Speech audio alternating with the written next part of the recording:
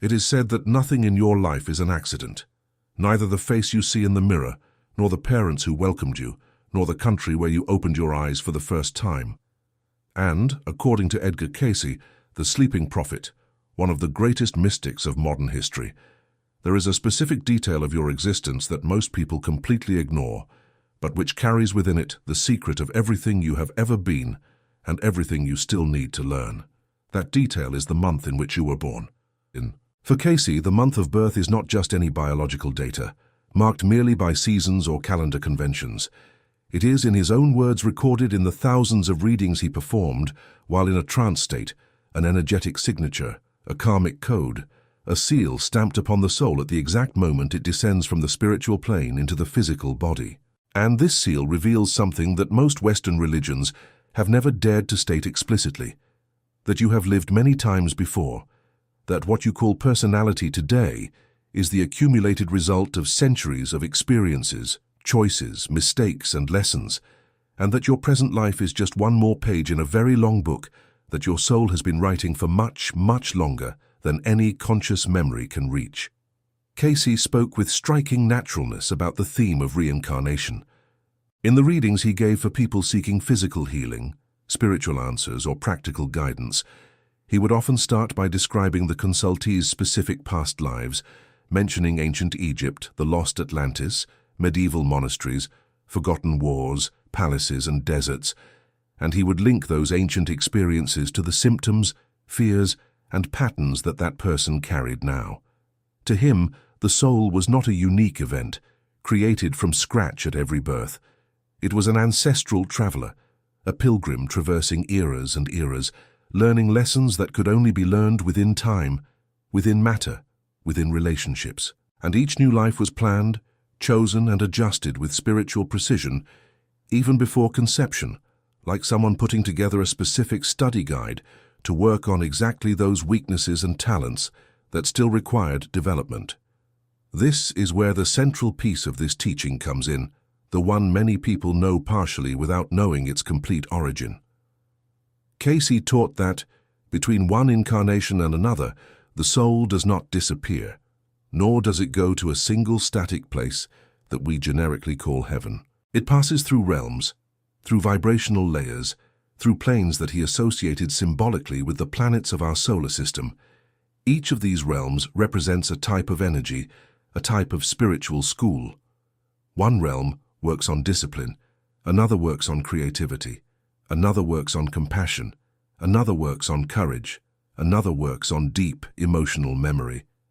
The soul, upon completing its learning cycle in one realm, is drawn to another, and so on, until the moment comes when it needs to return to Earth to put into practice within a body what it learned in consciousness. And the exact moment it descends, the instant it attaches to the body of the baby about to be born, is not random. It is calculated, it is chosen, it is vibrationally coherent with the last realm where the soul had been. That is why the month of birth matters so much. The month is the photograph of the last spiritual color your soul wore before plunging back into matter. It is the fingerprint of the realm from which you came, and it is also at the same time the map of what you brought as a task, what you brought as a gift, and what you brought as a still open wound. When you cross this teaching of Cayce with the ancient symbolism of the zodiac signs, something fascinating begins to reveal itself. Each sign, each birth window, begins to be read not as a simple personality profile, astrological, but as a karmic archetype, a mark of specific past lives, a summary of what the soul has been working on for many rounds. And this is exactly what we need to talk about now, month by month, so that you can recognize yourself, understand where certain burdens you carry without knowing why come from, and begin to realize that what seemed meaningless in your life is, in fact, an old chapter asking to be read with new eyes. Let us begin with those born in January, under the energy of Capricornio. Cayce described this type of soul as an ancient soul in many senses, a soul that has already experienced, in past lives, the weight of leadership, the weight of responsibility, the weight of having to sustain structures larger than itself, These are people who have often been administrators, rulers, priests with political authority, landowners, patriarchs or matriarchs of huge families, and the karma that this soul brings to its current life is usually precisely the karma of power. This power was not always used with wisdom. In some incarnations, this power was used with coldness, was used to exclude, to punish, to place oneself above others. In others, it was carried with such an exaggerated sense of duty that the soul forgot how to live, forgot how to feel, hardened from within. That is why those born in January usually carry into this life a strange sensation that they must prove their worth, that they must be useful, productive, serious, even when no one is demanding it. It is as if an ancient voice echoes within them, saying that to rest is to fail, that feeling too much is weakness, that authority is loneliness. The lesson of this incarnation is precisely to loosen this armor, to learn that true power does not come from rigidity, but from the ability to serve with an open heart. Cayce would say that the Capricorniano is here to transform the experience of command into an experience of wisdom, and to discover that the greatest achievement is not that which is built on the outside, but that which is built on the inside, in the form of peace. As for those born in February under the energy of Aquario, they carry a very different karmic mark, and in some aspects, one that is secretly much more painful. Cayce identified in these souls a frequent history of lives in which they were in some way rejected by the group in which they lived. They may have been thinkers too advanced for their time, silenced scientists, persecuted healers, misunderstood artists, people who saw something others were not yet ready to see, and who because of that were marginalized, exiled, ridiculed, or even killed for defending a truth that was considered dangerous. This memory, even if the conscious mind does not access it, remains engraved as a subtle scar on the soul. That is why many Aquarianos feel from an early age a strange combination of feelings that seems contradictory, but makes perfect sense when read in the light of karma. They have a deep desire to change the world, to contribute something great, to say what no one else has the courage to say, and at the same time they carry a silent fear of being cast away again, seen as strangers again, rejected again for the very thing that makes them special. The mission of this incarnation, according to the spirit of Cayce's work, is to heal this fracture. It is to understand that difference is not a mistake, it is a mission. It is to learn to belong to oneself even when the group does not yet know how to receive you. And it is to dare once again to occupy the place of the visionary voice, but now with an inner security that past lives were unable to sustain. Those born in March under the energy of Pisces arrive in the world with perhaps one of the most delicate karmic burdens of all. Cayce recognized in these souls an impressive sensitivity, an antenna open to the invisible, and at the same time a repeated history of lives dedicated to sacrifice. In many incarnations, these souls were monks, nuns, religious figures of silent convents, rural healers, people who gave so much of themselves to others that they forgot to exist for their own selves. Among Piscianos, there is also a surprising number of souls who have lived lives linked to the sea, to water, to art, to mysticism, and who carry memories of these crossings like a kind of saudade without an address. The karma of this soul usually involves learning about boundaries, learning to say no, learning to assert oneself, learning that serving others does not mean nullifying oneself. Piscianos often have difficulty separating what is theirs from what belongs to others. They feel the emotions of those around them as if they were their own, and for this reason they tire in ways that others cannot see. This incarnation, for them, is a school of spiritual discernment. It is learning to channel this sensitivity into creation, into beauty, into conscious compassion, and not into self-abandonment. It is discovering that true spirituality does not require more suffering, but it does require presence. And it is understanding that the same sensitivity that once made them bleed in other lives can now heal. Moving on to the souls who arrive between April and June, the karmic landscape changes texture. Whoever is born in April, under Aries, carries with them the record of lives in which courage was both a virtue and a wound. Cayce recognized in these spirits a lineage of warriors, pioneers, leaders of expeditions, people who blazed trails where no one had gone before. But along with this courage came impulsivity, haste, the tendency to act before thinking and sometimes to hurt without realizing it, leaving behind trails of unresolved conflicts. The Ariano often feels within themselves a restlessness they themselves do not understand, a desire to run, to start, to conquer, as if there were something urgent to be done. This urgency is the echo of lives in which they needed to react quickly to survive, to protect, to win. In this life, the challenge is to refine this strength. It is to exchange impulsivity for intention, aggression for firmness, victory for fulfillment. It is to learn that being brave is not being blind, and that the greatest battle this soul will wage will not be against others, but against its own haste. When the Ariano discovers patience without losing their flame, they become one of the most transformative forces that exist, because they combine ancient courage with a new wisdom. As for those born in May under Turo, they arrive with a very particular karma linked to matter, security, and the relationship with abundance. Cayce identified in these spirits frequent memories of past lives marked by scarcity, famine, and brutal material loss. They may have been peasants who lost their land, ruined merchants, or entire families devastated by wars or catastrophes. And this memory translates, in their current life, into a deep attachment to what is concrete, into an almost visceral need to feel that there is stability, food, shelter, money, body, pleasure. It is not greed, as people sometimes interpret from the outside. It is an ancient fear. It is the soul trying to ensure that, this time, it will not go through what it has already been through. The karma of this soul in this incarnation is precisely to reconcile with the material world without becoming trapped by it. It is discovering that true security does not come from what is accumulated on the outside, but from what is stabilized on the inside. It is learning to receive without guilt, to enjoy without fear, and to let go without despair. When the Taurino understands that matter is a tool for learning, and not a prison nor a salvation, they access a rare, almost sacred serenity that permeates everything they touch. Those born in June under Gemios carry a different karma, a karma of the word. Cayce was very attentive to this point.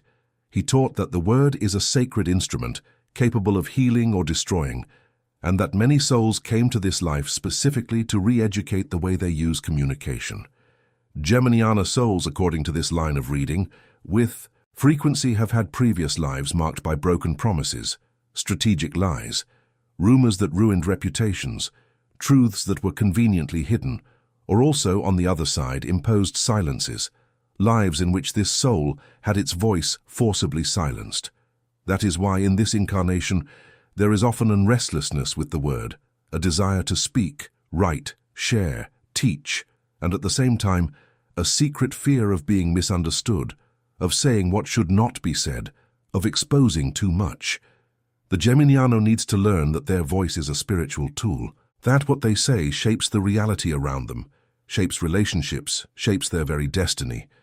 When they learn to use the word with truth, with clarity, with purpose, they settle old linguistic debts and become a true messenger, and the world today needs these messengers more than ever. We arrive now at the trio of months that spiritual tradition has always associated with the most emotional layers of the soul, those born between July and September. Those who arrive in July under the energy of Cancer carry a karma deeply linked to belonging, to family, to home, and especially to losses linked to these spheres. Cayce described these souls as spirits who have often already passed through the pain of losing loved ones, through the rupture of bonds, through the forced separation of mothers and children, through the dispersal of entire lineages in wars, migrations, epidemics, and silent tragedies that did not make it into history books. This memory of loss is not a casual sadness, it is an ancient mark. This is why the Canceriano so often finds themselves crying for reasons they themselves cannot name, why they cling so much to memories, why they feel family is an almost sacred point, why they fear abandonment with an intensity that others do not understand. In this incarnation, their karma asks for something very specific. It asks that they learn that true belonging does not depend on the physical presence of the other, that the soul never loses anyone it has loved, because love creates bonds that transcend time. And it asks that they become, little by little, a kind of harbor for themselves, capable of embracing their own pain with the same tenderness with which they would embrace a child. When the Canceriano makes this transition, they become a natural healer of the emotional wounds of others, because they see the invisible nature of what others feel. Those born in August, under the energy of Leão, carry a very different karmic mark, linked to the ego, to visibility, and to personal power. Cayce identified in these souls a frequent history of lives in positions of prominence, whether positive or negative. They may have been kings, queens, famous artists, charismatic priests, spiritual leaders who gathered crowds. And since almost everything involving visibility also involves temptation, many of these souls were, at some point, seduced by the shine, by the applause, by the desire to be admired above all else. The karma that remains from these lives is the karma of the gaze of others. It is that feeling, so typical of Leoninos, of needing to be seen, of needing to be recognized, of suffering intensely when someone does not value what they do, not because they are vain by nature, but because at some point, in some ancient time, their value was measured too much by the eyes of others. In this life, the Leonina soul has come to learn that true radiance does not ask for an audience, that the sun shines even on days when no one is looking at the sky. When the Leonino discovers that their light exists independently of external approval, they become generous in a unique way, capable of illuminating others without needing others to illuminate them back. And then they finally reign, but they reign over themselves, which is the only throne that matters. September brings the Virginiana souls, and here the karma deepens into a very particular layer, the layer of internal control and guilt. Cayce recognized in these souls a history of lives dedicated to meticulous service, to precise work, to the pursuit of perfection in manual, intellectual, or spiritual crafts. They may have been copyists of sacred texts, herbalists, craftsmen of the highest precision, temple accountants, people whose duty was to ensure that nothing went wrong. Yet this dedication, over several incarnations, created a heavy internal pattern, the feeling that any mistake is unforgivable, that one has failed someone or something, that one must always be correcting, always improving, always remedying. That is why the Virginian in this life tends to have a difficult relationship with guilt. Guilt for resting, guilt for not having done enough, guilt for feeling pleasure, guilt for making mistakes, guilt for everything. The karma that this soul came to settle is precisely the karma of forgiveness, but of forgiving itself. It is learning that the human soul was not made to be perfect, but to be whole, that making mistakes is part of it, that resting is sacred, that taking care of oneself is also spiritual service. When the Virginian frees themselves from this ancient self-criticism, they discover an impressive capacity to organize life, their own and others, with precision and lightness at the same time, becoming a presence that brings healing, order, and peace wherever they go. We have reached the final quarter, the one that gathers some of the most intense and transformative karmas. Those born in October, under the energy of Libra, carry a karma directly linked to justice, balance, and difficult decisions. Cayce recognized in these souls a history of lives in positions of judgment. They may have been judges, mediators of conflicts, royal advisors, people who had to decide the fate of others. And as every decision involves the risk of error, many of these souls carry the subtle memory of unjust judgments they made, whether due to external pressure, self-interest, or simple human error. This ancient echo translates, in the current life, into a difficulty so typical of Librans, that of deciding. It is as if every decision carries with it the invisible weight of other decisions that in past lives did not go well. That is why the Libran hesitates, weighs again, tries to see all sides, tries to please everyone, and sometimes ends up paralyzed. The karma that this soul came to work on is the karma of serene courage, the karma of learning to decide based on inner truth and not on the fear of being wrong. It is discovering that an injustice greater than a wrong decision is the cowardice of deciding nothing at all. When the Libran finds this point of real balance, they become one of the most reconciling forces that exist, capable of bringing harmony where before there was only conflict, but without giving up the truth that must be spoken. November is the month of Scorpion souls, and here the karma becomes almost palpable, so deep it is. Cayce described these souls as spirits who went through extreme transformative experiences in previous lives. They may have endured devastating wars, violent traumas, premature deaths, large-scale betrayals, or the opposite. Spiritual initiations so intense that they required them to die symbolically to be reborn, transformed. The Scorpion carries within themselves the memory of the crossing, of the tunnel, of the metamorphosis. That is why this soul so often feels an intensity that others cannot keep up with, a strange magnetism, an attraction to the deep, the occult, the taboo, the extreme emotions. It is not dramatization. It is an ancient memory. The karma that this soul came to work on is the karma of conscious transformation. It is learning that their intensity does not need to manifest in destruction, in jealousy, in possession, in resentment. It can manifest in creation, in healing, in regeneration, in helping others cross their own dark nights.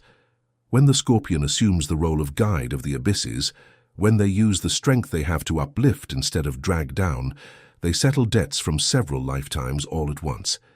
And they become a rare presence, capable of looking at what no one wants to look at and transforming it into spiritual gold. December closes the cycle with Sagittarian souls, and here the karma is the karma of meaning.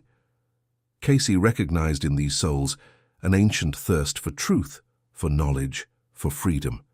They may have been philosophers, travelers, missionaries, explorers, itinerant teachers, people whose lives were dedicated to seeking something greater than themselves. Yet this search, in many incarnations, also became an escape from commitment, an escape from routine, an escape from the emotional depth that requires permanence. For this reason, the Sagittarian in this life usually feels within themselves a constant restlessness, a desire to be in motion, to know other places, other cultures, other ideas, and at the same time, a difficulty in putting down roots. The karma of this soul is to learn that truth is not only on the horizon, it is also in the here and now. That authentic freedom is not the absence of bonds, but the capacity to be fully present where one is, without feeling trapped. When the Sagittarian learns to integrate this depth, they cease to be just the eternal seeker and become the master, the one who brings to others the wisdom accumulated over so many journeys, and who does so with a unique sense of humor, capable of making even serious matters light. Now that we have traversed the 12 archetypes, it is important to understand one thing that Cayce insisted on repeating whenever the topic of karma came up. Karma is not punishment. Karma has never been punishment. This is perhaps one of the greatest distortions that modern thought has inherited without realizing it. Karma, in the profound vision that Cayce brought in his readings, is unfinished learning. It is a lesson that the soul began to learn in one life, and which, because it was not completed there, returns in other lives to be resumed. It is like a book you started reading and left halfway through, and which remains on the soul's bookshelf, waiting for the moment when you will have the maturity to turn the next page. Therefore, the patterns that repeat in your life, those situations that seem to return in different guises with different people, that same type of conflict, that same type of pain, that same type of blockage, none of this is coincidence, none of this is bad luck. It is the soul bringing once again the material that needs to be dissolved, learned, integrated. And this is where the good news lies, the most liberating news of all. If karma is learning, it can be dissolved through learning itself. You do not need lifetimes upon lifetimes to settle a pattern. A single moment of profound understanding, a single conscious act of change, a single choice made with full presence, can end a cycle that had been repeating for centuries. Cayce said in his readings that the soul evolves in a spiral, not in a straight line. It passes through the same themes several times, but each time at a higher level of consciousness. What appeared as tragedy in the first round appears as a challenge in the next, and as learning in the next, and finally as wisdom. Nothing is lost. Everything you have lived, even that which hurt unbearably, is part of your soul's spiritual capital. Nothing is wasted.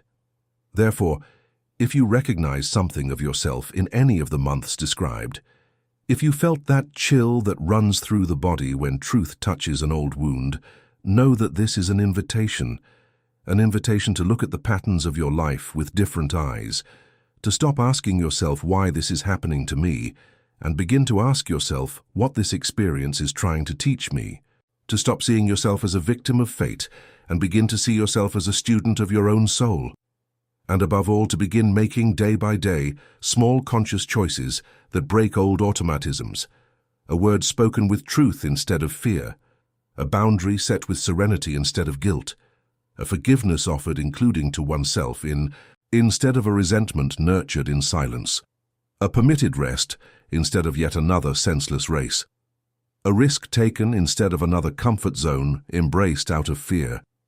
Each of these small choices, seemingly unimportant, is a very fine hammer blow that fractures patterns accumulated over centuries. And over time these patterns give way, they crumble, they lose their strength, and the soul ascends a new step on the spiral. This is the true gift that the teaching of Cayce offers to those who have the courage to receive it. The certainty that you are not just what you see in the mirror today. You are the sum of everything you have ever been, and at the same time, you are the author of everything you can still be.